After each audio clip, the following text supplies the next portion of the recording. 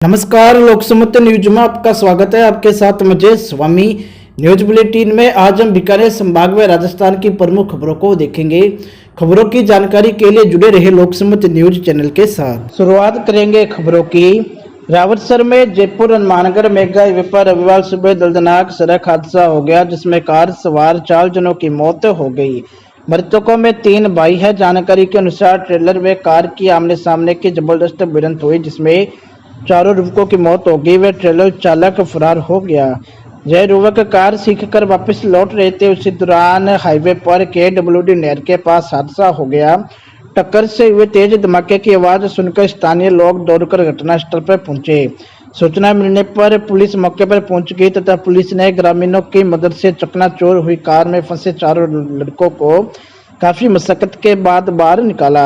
Ambulance से hospital पहुंचाया गया, जहां डॉक्टर्स ने 4 को मृत घोषित कर दिया। मृतकों की पहचान रावतसर निवासी नीरज, हेमंत, रुद्राक्ष व झुंझुनू निवासी रजत के रूप में हुई है। इनकी उम्र 17 से 20 साल बताई जा रही है। पुलिस ने शवों को पोस्टमार्टम के लिए हॉस्पिटल की मोर्चरी में पहुंचाया। ट्रेलर में क्षतिग्रस्त कार को पुलिस के द्वारा जब्त कर लिया गया। हादसे की जानकारी मिलने से परिवार पर कोहराम मच गया तथा युवकों की मौत की खबर से कस्बे पर शोक की लहर दौड़ गई। खबरों में खबर, अगली खबर।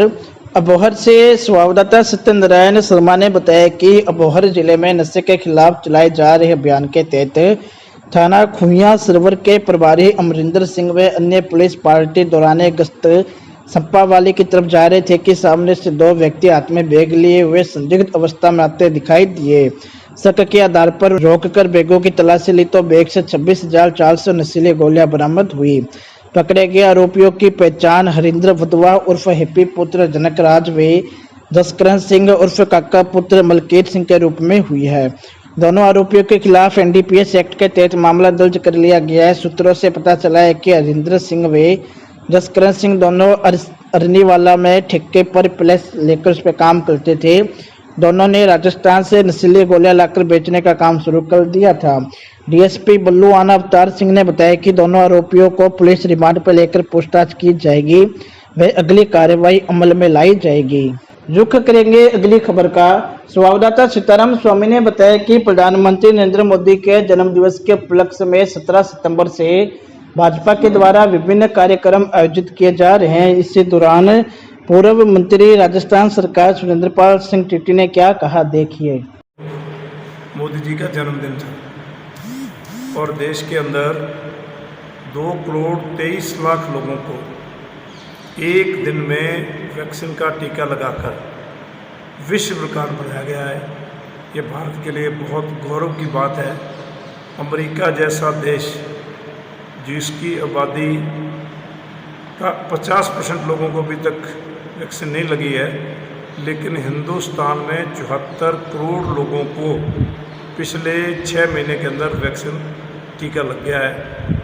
इतनी बड़ी महामारी और 130 करोड़ से ज़्यादा आबादी के देश में जिस तरह से मोदी जी ने कोरोना वायरस पर कंट्रोल किया है, ये दुनिया के अंदर एक बहुत ही अद्भुत रिकॉर्ड उन्होंने बनाया है और ये देश के लिए गर्व की बात है।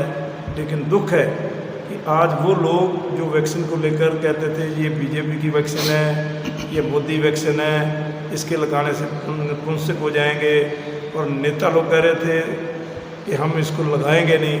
लेकिन आज देश की जनता ने जिस तरह मोदी जी पर विश्वास किया है और इतनी बड़ी संख्या में जो वैक्सीन लगी है, ये हमारे राष्ट्र के लिए गौरव की बात है। इसके लिए हम मोदी जी की दीर्घ आयु की कामना करते हैं, मोदी जी को बधाई देते हैं और उनके नेतृत्व में इसी तरह देश जो है ऊंचाइयों और बुलंदियों को छूता रहेगा। बढ़ते हैं। सादुलसर विधायक जगदीश चंद्र जागीर ने आम जनमानस के स्वास्थ्य का ध्यान रखते हुए विधानसभा में खाद्य सामग्री एवं दवाइयों में मिलावट करने वालों के खिलाफ सख्त कानून बनाने की मांग की। देखिए, विधानसभा में बोलते हुए विधायक जगदीश चंद्र जागीर ने क्या कहा। राजस्थान में खाने पीने की जो वस्तुएं, जो स्वास्थ्य संबंधी जो दवाई हैं, उस पे लिए सरकार कुछ कंट्रोल करने की कोशिश करेगी। मैं आपके माध्यम से माननीय मंत्री से निवेदन करूंगा कि आपने सेक्शन 274 में नॉन बेलेबल ऑफेंस आपने किया है और बाकी सब बेलेबल ऑफेंस है। मेरी सरकार से दरख्वास्त है कि बाकी सेक्शन भी इसी से रिलेटेड हैं उनका जो ग्रेविटी ऑफ ऑफेंस है वो भी से करीब सेम नेचर की हैं, तो उसमें भी यह प्रावधान किया जाए कि वो नॉन बेलेबल ऑफेंस रहें। दूसरा मेरा आपसे निवेदन है कि माननीय राठौड़ साहब ने शेड्यूल 7 का हवाला दिया कि सेंट्रल एक्ट में अमेंडमेंट सरकार कर नहीं सकती, अगर करती है तो सेंट्रल एक्ट प्रिवेल होगा। मैं आपसे निवेदन करना चाहूँगा राठौड़ साहब, उसमें ये नहीं कहा गया कि state government can not be make the law. State government इसमें लॉ बना सकती है, it's state matter, law and order state का मैटर, स्टेट गवर्नमेंट में कानून बना सकती है। ये जजमेंट ठीक है, जजमेंट मैंने भी देखी है, आपका जो उसमें जजमेंट ठीक है, लेकिन अगर कहीं सजा का प्रावधान कम है तो हम उसमें अमेंडमेंट कर सकते हैं परिस्थितियों के हिसाब से। सुप्रीम कोर्ट की सैकड़ों जजमेंट है जो सर्कमस्टांशियल एविडेंस के हिसाब से डिसाइड हो रही हैं, और जिस तरीके के हालात राजस्थान में पैदा हो गए हैं, जिस तरीके खाने पीने की चीज़ों पे जिस तरीके का खुला नंगा नाच हो रहा है, तो मुख्यमंत्री जी ने पहल करके शुरुआत करी है, निश्चित तौर पे इस पे कंट्रोल होगा। और मैं माननीय धारीवाल साहब से आग्रह करूंगा कि आप इसमें टाइम बाउंड कोर्ट का प्रावधान करें, कुछ जैसे जिस तरीके से सीबीआई की कोर्ट है, जिस तरीके से फास्ट ट्रैक कोर्ट, आप कम से कम ऐसा कोई प्रावधान करें कि फास्ट ट्रैक कोर्ट के तहत 1-2 साल में टाइम बाउंड में केसेस डिसाइड हो, तब जाके हम जनता को ज्यादा फायदा कर पाएंगे। खबरों में खबर, अगली खबर गरसाना से संवाददाता बिस्लाल सरस्वत ने बताया कि 19 सितंबर रविवार को पत्रकार संगठन गरसाना की बैठक वरिष्ठ पत्रकार मांगीलाल सरस्वत की अध्यक्षता में संपन्न हुई। बैठक में पत्रकार संगठन की नई कार्यकारिणी का गठन किया गया, जिसमें सर्वसम्मति से मौजूद पत्रकारों के बीच गोविंद पंवार को अध्यक्ष चुना गया। इसके अलावा कार्यकारिणी में संरक्षक मांगीलाल सरस्वत, उपाध्यक्ष बिस्लाल सरस्वत व रमेश मेघवाल, सचिव राजेश सरस्वत, कोषाध्यक्ष वेद अग्रवाल को बनाया गया। सभी पत्रकारों ने इस कार्यकारिणी का स्वागत किया व नई कार्यकारिणी को बधाई दी। बैठक में गोविंद पंवार, जसपाल गिल, मांगीलाल सरस्वत, रमेश मेघवाल, जगरूप सिंह इंसा, बिस्लाल सरस्वत, वेद अग्रवाल, विकास पारिक, राजेश सरस्वत, निशान सतराना, शिव शंकर बिश्नोई, विजय छाबड़ा मौजूद रहे। रुख करेंगे अगली खबर का। पदमपुर से संवाददाता सीताराम स्वामी ने बताया कि पदमपुर में भारतीय जीव जंतु कल्याण बोर्ड द्वारा स्थानीय श्री गौशाला को एम्बुलेंस के रूप में निःशुल्क ट्रैक्टर ट्राली भेंट की गई है। बीमार व घायल गोवंश व पशुओं को अस्पताल या गौशाला में उपचार के लिए लाने के लिए आसानी हो, इसी उद्देश्य के साथ एम्बुलेंस के रूप में ट्रैक्टर ट्राली भेंट की गई तथा इस दौरान भारतीय जीव जंतु कल्याण बोर्ड द्वारा गायों की पूजा भी की गई।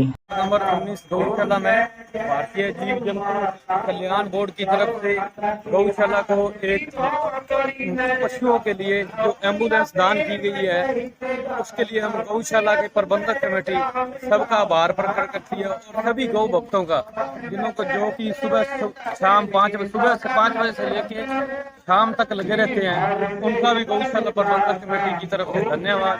और भी हमारे जगरूप जी मैनेजर हैं, महेश जी हैं, भोजराज जी हैं, सभी का तहे दिल से शुक्रिया जिन्होंने अपना अमूल्य समय निकालकर, बहादुर चंद जी हैं, श्री रामदास जी, और भी व्यापारी गण बहुत आए हैं जिन्होंने अपना कीमती समय निकालकर आज गौशाला के लिए दिया। उसके लिए हम गौशाला प्रबंधक कमेटी आभार प्रकट करती है, और गौ माता की सदा ही उन पर कृपा बनी रहे। धन्यवाद। बढ़ते हैं अगली खबर की ओर। पदमपुर से संवाददाता सीताराम स्वामी ने बताया कि पदमपुर में गणेश उत्सव के समापन व अनंत चतुर्दशी के अवसर पर भगवान गणेश की प्रतिमा का विसर्जन किया गया। भक्तों द्वारा गणपति बप्पा मोरया के जयकारे लगाते हुए शोभा यात्रा निकाली गई, जहां एक तरफ इस गणेश यात्रा में देवा और देवा गणपति देवा वे भगवान गणेश के गीतों पर भक्त झूमते हुए नाचते हुए दिखाई दिए, तो दूसरी ओर शोभा यात्रा में महिलाओं द्वारा मंगल गीत गाते हुए भगवान गणेश को विदा किया गया। भक्तों द्वारा गणपति बप्पा से कोरोना महामारी से मुक्ति तथा सुख समृद्धि की कामना की गई व प्रार्थना की गई कि अगले वर्ष भी बप्पा धूमधाम से आना। शोभा यात्रा शहर के मुख्य मार्गों से गुजरी, तत्पश्चात भक्तों द्वारा जलाशय में बप्पा की प्रतिमा विसर्जित कर दी गई। हालांकि इस बार कोरोना के कारण भक्तों की भीड़ कम नजर आई, लेकिन भगवान के प्रति उनकी आस्था के कारण शोभा यात्रा में धार्मिक माहौल बना रहा।